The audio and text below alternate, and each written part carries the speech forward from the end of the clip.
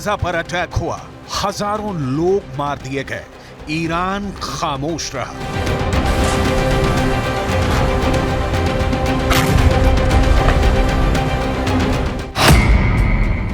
Lebanon पर attack हुआ, Hamas का डिप्टी चीफ मार दिया गया, ईरान खामोश रहा।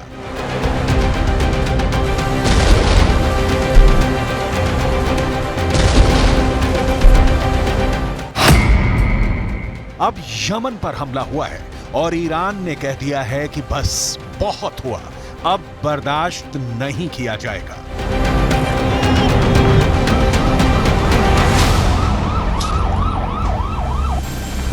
चौबीस घंटे के अंदर ईरान ने अपनी कमांडो फोर्स लॉन्च कर दी और इस ऑपरेशन का टारगेट बना अमेरिका। ईरान का सी किंग हेलीकॉप्टर कमांडो फोर्स को लेकर एक बड़े जहाज की तरफ बढ़ता है और उस पर चढ़ाई करके कमांडो जहाज को कब्जे में ले लेते हैं। ईरान का दावा है कि सेंट निकोलस नाम के इस जहाज पर अमेरिका ने 2023 में कब्जा करके ईरान का तेल चुरा लिया था और अब उसने फिर से इस जहाज को कब्जे में लेकर बदला चुका लिया है। ईरान की नौसेना ने एक तरह से अमेरिका की नेवी को धमकी दे दी है कि फारस की खाड़ी में उसके जहाज सुरक्षित नहीं है। सवाल है कि क्या लाल सागर के बाद ईरान स्ट्रेट ऑफ हॉर्मूज को अमेरिका के लिए बंद कर सकता है? अगर यह हुआ तो समझ लीजिए कि ईरान और अमेरिका के बीच सीधा युद्ध शुरू हो जाएगा। ईरान इस वक्त बहुत गुस्से में है। जब से यमन पर अमेरिका और ब्रिटेन की मिसाइल बरसी हैं, ईरान में प्रदर्शन हो रहे हैं। इजराइल के बाद अमेरिका और ब्रिटेन के झंडे भी जलाए जा रहे हैं, लेकिन असली एक्शन तो यमन की तरफ से आने का इंतजार किया जा रहा है।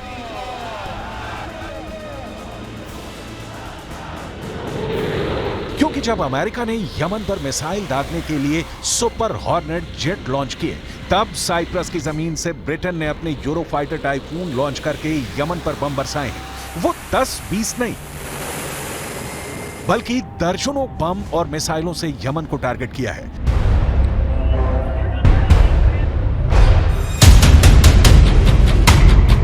तो हमले के बाद की सैटेलाइट इमेज बताती हैं कि यमन को बहुत बड़ा नुकसान हुआ है।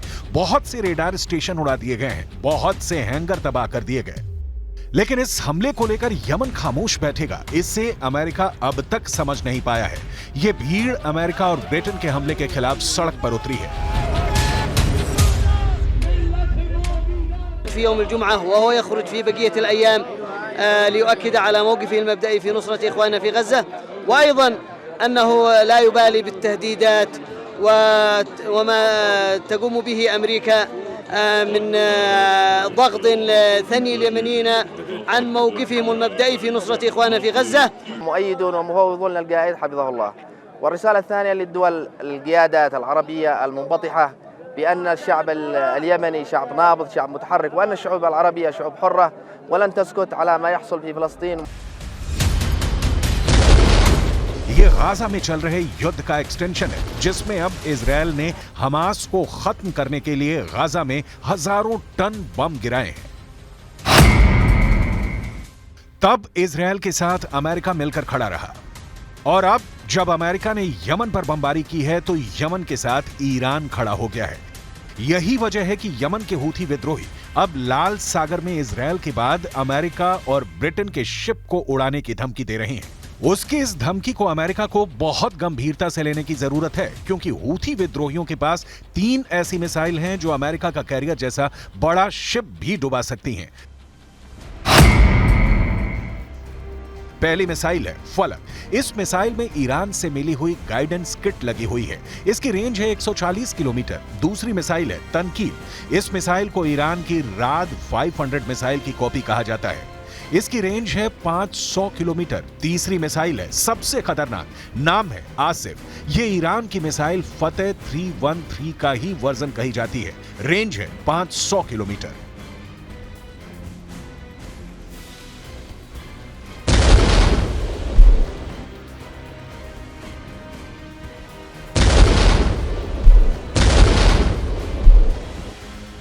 ईरान ने 4 साल पहले अपनी फतेह मिसाइल का ट्रेलर दिखाया था, जब उसने इराक में अमेरिकी सैन्य अड्डों पर हमले किए थे। ये वही मिसाइल है जिससे ईरान ने जनरल कासिम सुलेमानी की हत्या का बदला लिया था। ये वही मिसाइल है जिसके धमाकों ने 100 से ज्यादा अमेरिकी फौजियों को धमाके से जहनी रूप से बड़ी चोट पहुंचाई थी, जिसे ट्रॉमेटिक ब्रेन इंजरी भी कहते हैं। ईरान ने अपनी फतेह 110 मिसाइल से कई हमले किए और अमेरिका उन्हें रोकने में पूरी तरह फेल साबित रहा।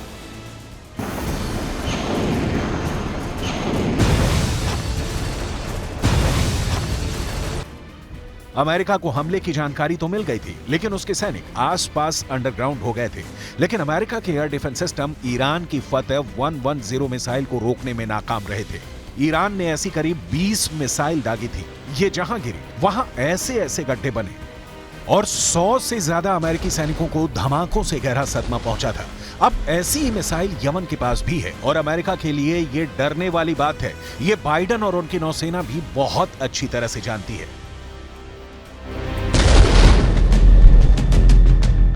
गाजा में चल रही बमबारी के बाद यमन के हूथी प्रोएक्टिव हैं। उसको ईरान का पूरा समर्थन भी है। वो लाल सागर में इजराइल के जहाजों को निशाना बना रहा है, तो वहीं अमेरिका और ब्रिटेन ने यमन पर चढ़ाई शुरू कर दी है। आखिर समंदर में ऐसा उबाल क्यों आ रहा है? अब यमन के हूथी विद्रोहियों ने इजराइल और उससे जुड़े जहाजों पर हमले तेज कर दिए हैं। यानी अदन की खाड़ी और लाल सागर में अब कार्गो जहाज के 2 दुश्मन तैयार हैं।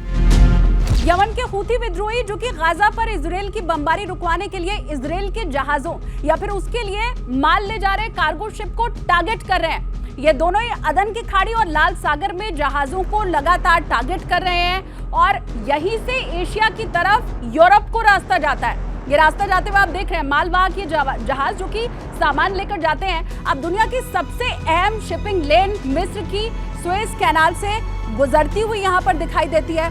और बड़ी बात इसमें यह है कि शिपिंग लेन की तरफ लाल सागर से होता हुआ जो रास्ता है, अगर इसे ब्लॉक कर दिया जाएगा तो फिर बड़ी लंबी दूरी हो जाएगी। ये रूट 6000 किलोमीटर और ज्यादा लंबा हो जाएगा।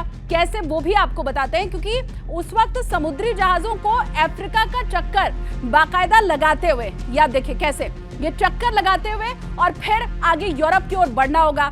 अगर इजराइल जाना है तो फिर रास्ता 10,000 किलोमीटर तक और ज्यादा हो जाएगा। ये देखिए इजराइल तक 10,000 किलोमीटर का, क्योंकि ये पूरा घूम करके स्ट्रेट जो है ये जाना पड़ेगा। 3 से 5 दिन का सफर इसमें और ज्यादा लगेगा। यानी कि फासला भी ज्यादा, पैसा भी ज्यादा, लागत भी ज्यादा, वक्त भी ज्यादा और कारोबार पूरी तरह से चौपट। सामान कितना महंगा हो जाएगा ये भी इसी के साथ आप समझ सकते हैं। और यही है यमन के हूथी विद्रोहियों का टारगेट। यमन के हूथी विद्रोही इस वक्त गाजा में बमबारी का बदला इजराइल के जहाजों को बनाकर करना चाहते हैं और ऐसे हमले उन्होंने तेज करने का ऐलान कर दिया है। हूथी विद्रोही लगातार इजराइल पर हमला कर रहे हैं। वो क्रूज मिसाइल भी फायर कर रहे हैं। बैलिस्टिक मिसाइल से भी इजराइल के दक्षिणी इलाकों पर अटैक कर रहे हैं। साथ में इजराइल और अमेरिका को लगातार धमकियां दे रहे हैं। हूथी विद्रोहियों के टारगेट 2 हैं। पहला है इजराइल और दूसरा है अमेरिका। हूथी विद्रोहियों ने इजराइल के शिप को टारगेट करना शुरू कर दिया है। वो अमेरिका को भी अपना दुश्मन नंबर 2 मानता है। लेकिन अभी के हालात और तेवर बता रहे हैं कि यमन का सबसे बड़ा दुश्मन अमेरिका बन चुका है। गाजा में चल रही जंग के बाद दुनिया में कारोबार के लिहाज से हालात कितने गंभीर हो चुके हैं, इसका खतरा सब महसूस करने लगे हैं। इजराइल ने दुनिया के प्रेशर के सामने झुकने से मना कर दिया है। लिहाजा अब हूथी विद्रोही, जिनकी ईरान से बेहद करीबी है, उन्होंने इजराइल के शिप को टारगेट करने का फैसला किया है। वो जानते हैं कि उनके करीब से गुजरती शिपिंग लेन दुनिया की लाइफलाइन है और यहां पर हमला करने का मतलब इजराइल के गले पर हमला करने जैसा है। यमन के हूथी विद्रोहियों ने 15 देशों को ललकारा है। यानी हूथी विद्रोहियों ने 15 देशों से युद्ध लड़ने की तैयारी कर ली है। इसमें अमेरिका और इजराइल के अलावा ऑस्ट्रेलिया है, कनाडा है, बहरीन है, यूरोप के Belgium, Denmark, Germany, Italy, the Netherlands और ब्रिटेन के अलावा न्यूजीलैंड है, जापान है, दक्षिण कोरिया और सिंगापुर भी। ये अमेरिका को जवाब है, जिसने लाल सागर को हूथी प्रूफ बनाने के लिए ऑपरेशन प्रॉस्पेरिटी गार्डियन की शुरुआत की है। واضحا ومعلنا للدول التي تفصل جغرافيا بيننا وبين فلسطين المحتلة لتفتح منافذ مرور وعبور برية ليتحرك مئات الآلاف من أبناء شعبنا للجهاد في فلسطين هو جهاد مقدس وعمل عظيم وموقف حق. अमेरिका ने जब से इस मल्टीनेशनल फोर्स को बनाने की पहल की है वो हूथी विद्रोहियों के टारगेट पर आ गया है और हैरत है कि अब तक वो उनको डराने में नाकाम रहा है। हूथी विद्रोहियों ने कह दिया है कि वो अब इन देशों के जहाजों को टारगेट बना सकता है और ऐसा वो लाल सागर में करेगा, ऐसा वो आदेन की खाड़ी में करेगा। ये वो देश हैं जो अमेरिका के उस गठबंधन का हिस्सा बन चुके हैं जो लाल सागर में हूथी विद्रोहियों के हमले को नाकाम करना चाहते हैं।